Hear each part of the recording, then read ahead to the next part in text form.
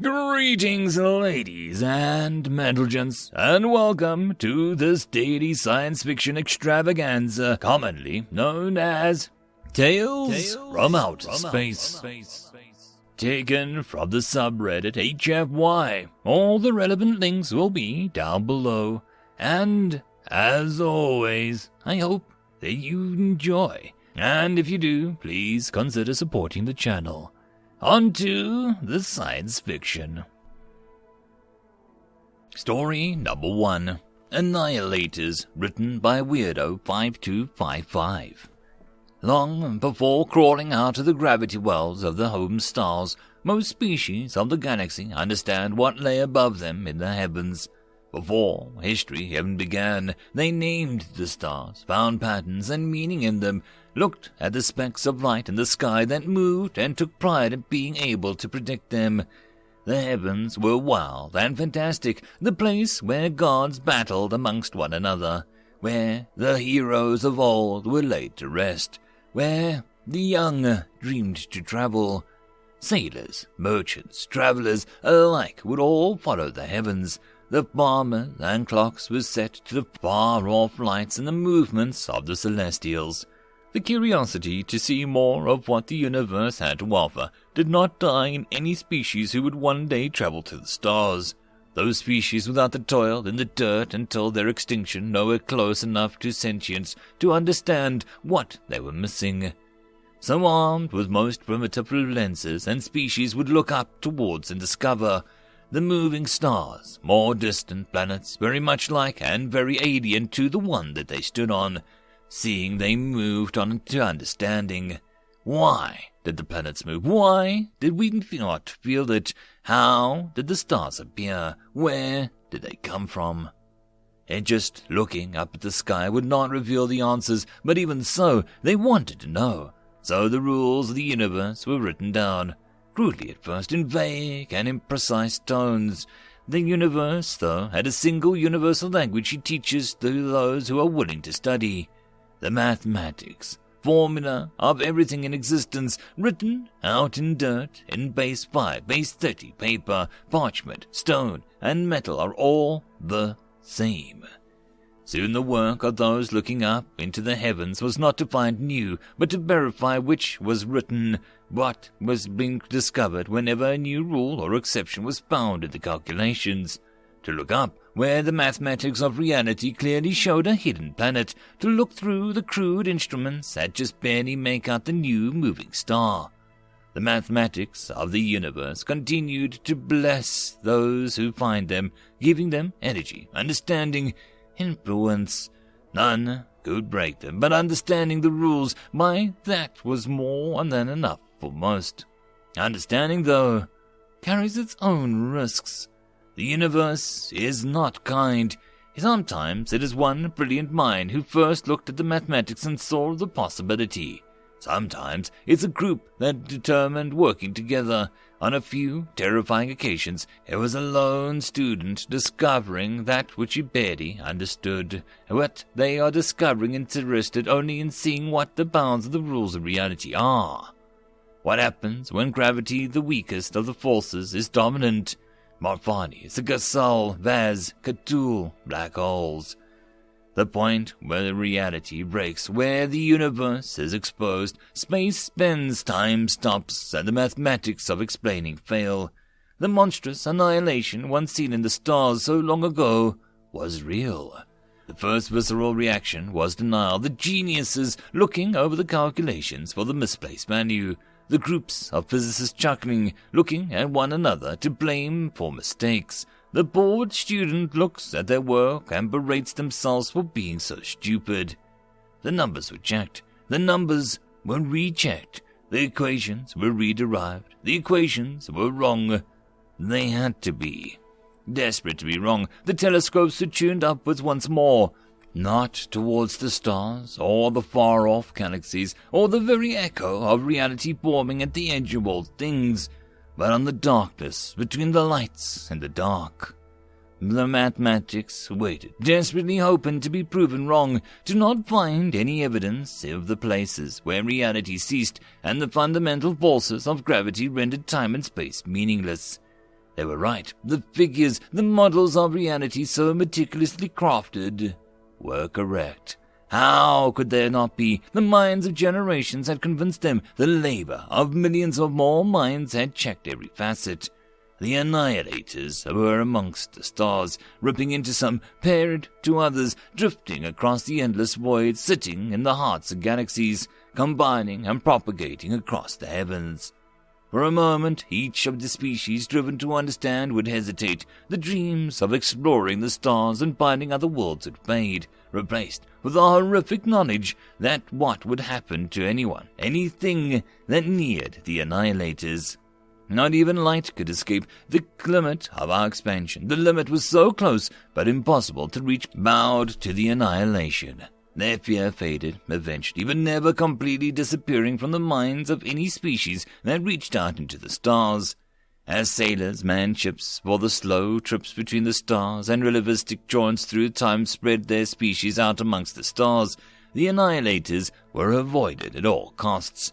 Some even tried to forget what lay in the darkness. Every unexplained loss of 1 million souls on the ships were blamed on them, the monsters in the darkness that hungered for all, devouring light and bending time to their whim. The galaxy spun, ships explored, empires rose, federations were founded and opposed them.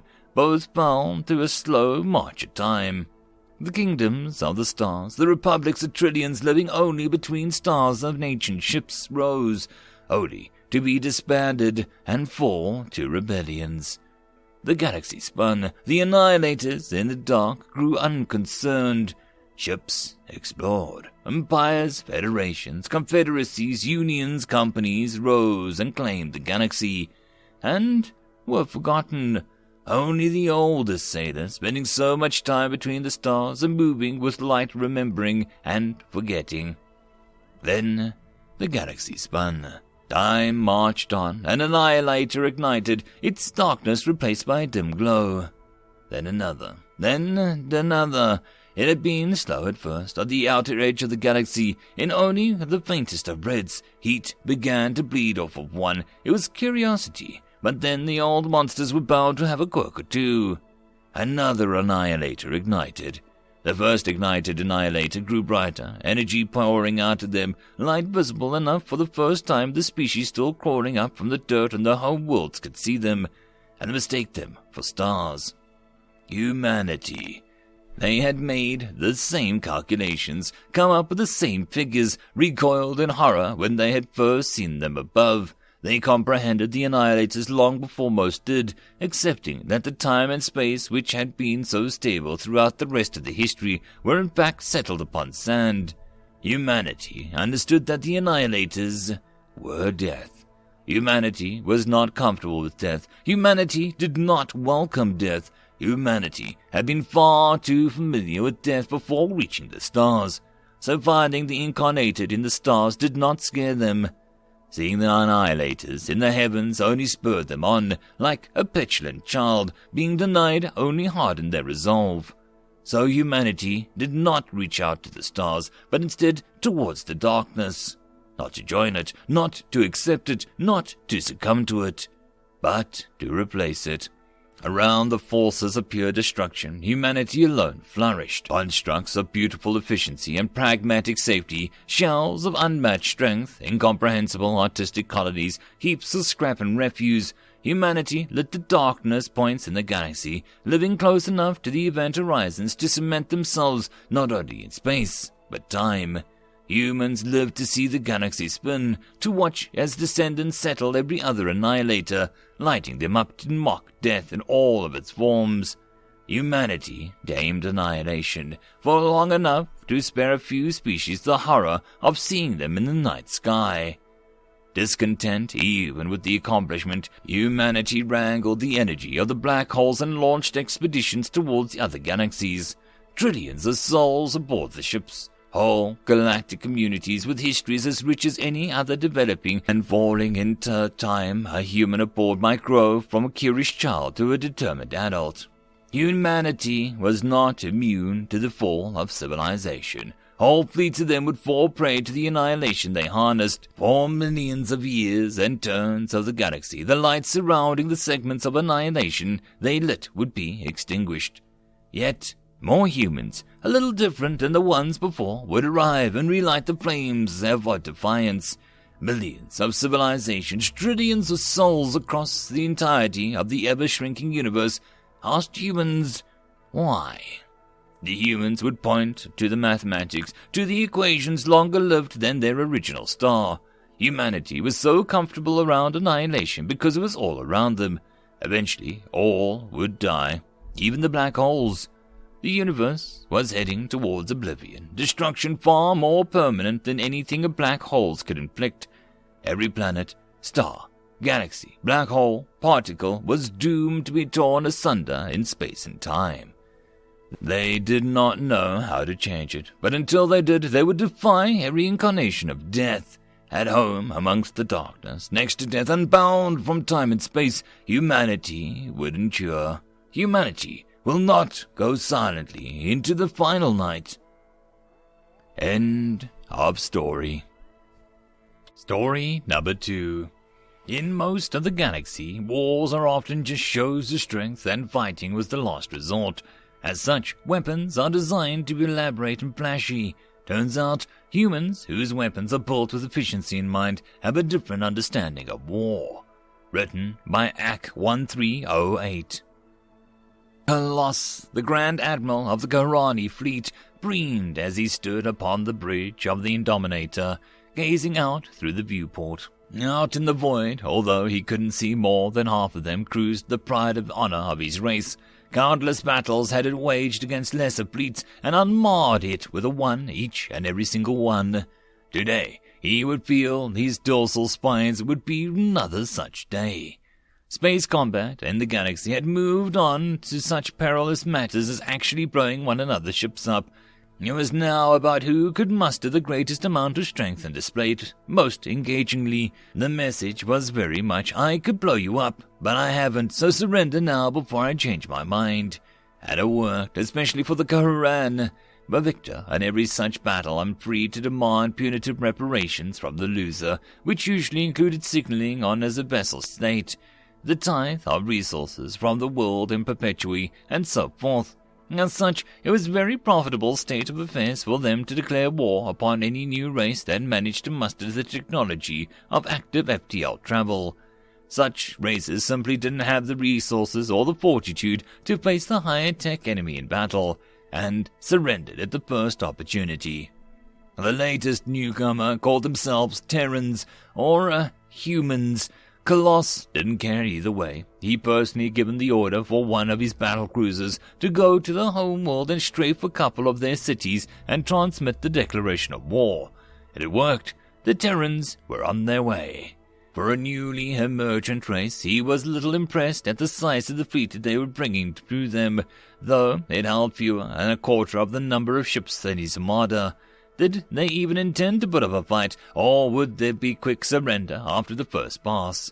He rather suspected the latter, given the lack of decoration on the vessels. All hands, battle stations. It really wasn't his place to give that order, but his great egg, he loved to do it, so Captain Raleigh had to go rattle his spines somewhere else. The crew of the Indominator quickly dashed to their places, though he could almost feel the smug complacency that permeated the ships nearly as thoroughly as it did his very being. They were good at their jobs, good at winning. He was proud of them. Transmit orders, Formation 1-1. The battle fleet formed up around the Indominator in a classic reaching claw formation, which had brought them victory in every battle after battle. Opposite, the Terrans didn't seem to be seeking any particular dramatic formation. Colossus frowned. This wasn't going to be much of a victory if they weren't even going to try. Still, it wasn't his job to show his opposing admiral how to fight. He was there to show the Terrans that they were to lose. Raising his fist, he brought it forward. Staggered attack, squadron by squadron, go. The orders wasn't really necessary, but once again he liked it to give it, raising their shields, which were tuned to respond to enemy attacks with a great rainbow light show of energy. His ships darted forward, their pulse weapons blasted out, splashing against the shields of the Terran ships. No light shows there, which was a very poor form. As the squadron streamed past, keeping impeccable formation, it wasn't easy and it would always serve to unnerve whatever uncivilized races he faced. At last, the attack squadrons looped around and slotted back into place and reaching claw formation. The Colossus made a beckoning gesture. "Your move. Are you going to reply, or are you going to surrender now?" The Terrans replied, but not in any civilized way. Splitting apart into several fluid elements, they darted forward, at a far greater boost than any of the attack squadrons had used. Colossus scoffed. What race could stand such gravitational forces and still keep a clear head in an attack run? Each element wove around one of the four spurs and reaching claw. It became clear that the Terrans were one such race, and then something else became clear. Terrans opened fire to tend the attack squadrons, but their shots didn't splash harmlessly over the Kathrani shields.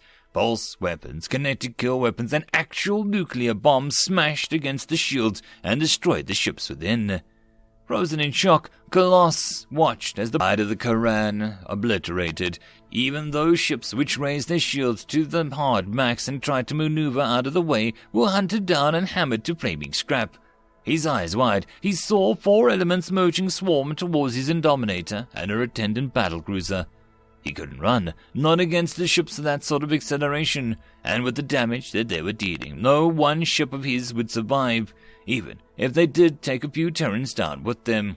The battle was lost. If he wanted to live, there was only one thing he could do.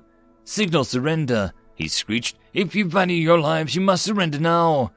As the message went out, the Terran ship slowed. He tasted the bitterness of defeat. How had it even come to this? He was the most preeminent admiral in the Karani fleet, and the Karan were the most adept players of the game of war in the galaxy.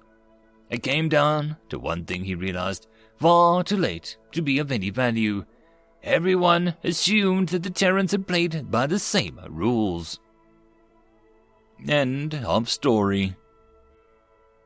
And that, my friends, concludes this dose of science fiction fun.